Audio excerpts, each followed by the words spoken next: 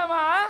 Alhamdulillah. Alhamdulillahirrabbilalamin, masih di Islami Twinda, masih membahas tentang kerja mudah gaji berlimpah. Nah sekarang nih Ustadz Syam nih, pertanyaannya kita lanjut lagi. Benarkah apabila seorang diminta untuk dinaikkan jabatan di tempat kerjanya, maka pekerjaannya tidak akan dimudahkan oleh Allah. Lalu terus harus seperti apa nih Ustadz Syam? Mohon izin penjelasannya. Baik, bismillahirrahmanirrahim. Tabe guruku Pak Kiai Ustadz Maulana Mas Fadli serta guru-guru kami melakukan Allah Subhanahu wa taala.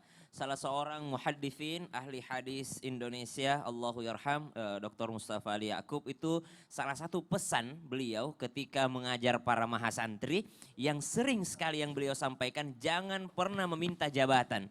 Jangan pernah meminta jabatan. Kenapa jangan meminta jabatan? Karena ketika seseorang terlalu terobsesi, berambisi untuk suatu jabatan, maka pada saat itulah nilai-nilai yang diajarkan Allah dan Rasulullah ditabrak.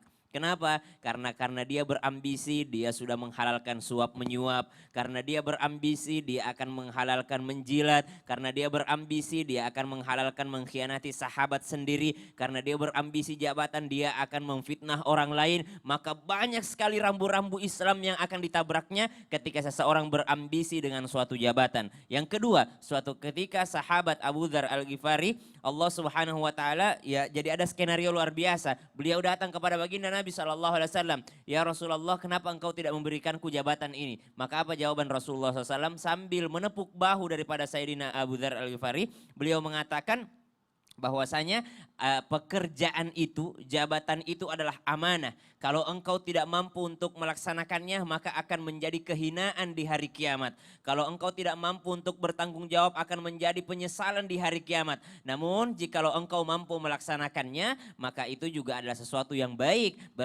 Bukan berarti meminta jabatan atau mengambil suatu jabatan adalah selamanya buruk. Yang salah adalah ketika seseorang berambisi dan terobsesi dengan jabatan sehingga menabrak rambu-rambu yang telah ditetapkan oleh agama kita. Maka subhanallah, jabatan itu adalah amanah. Allah Subhanahu wa taala berfirman di dalam Al-Qur'an, ba'da naqul a'udzubillahi minasyaitonirrajim, innallaha ya'murukum an tu'addul amanati ila ahliha wa idza hakamtum bainan nasi an tahkumu bil 'adl. Muncullah pertanyaan dari teman-teman yang mungkin lagi mencari pekerjaan. Loh, kalau begitu kita nggak boleh dong untuk mengambil jabatan, untuk mengambil pemerintahan misalnya, atau mengambil suatu posisi. Boleh jikalau kita benar-benar amanah di dalamnya. Yang kedua, boleh jikalau benar-benar kita ahli di dalamnya. Innallaha ya'murukum an tu'addul amanati ila ahliha, kepada ahlinya.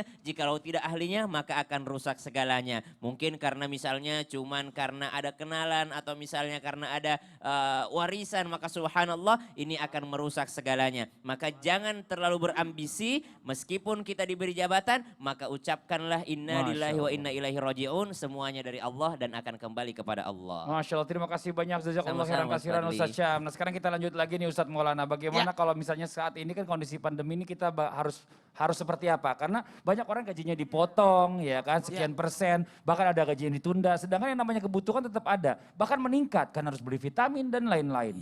Ini apa yang harus dilakukan? Sabar atau resign? Sabar atau resign? Iya, silakan.